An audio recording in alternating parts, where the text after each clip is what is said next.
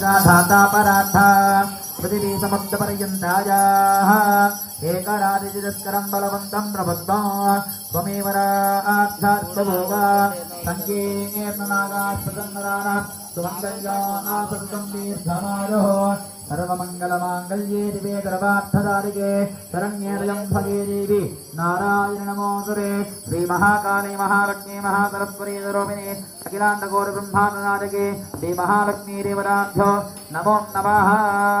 आनंदकर्पूर दिव्यमंगल नीराजनं संदर्शयामि। हारतु नीलिपि अम्मवारु పెట్టండి। हारतु తమలపాకులతో నీలిపండి, అమ్మవారు పెట్టండి। నమస్కారం చేసుకోండి అందరూ।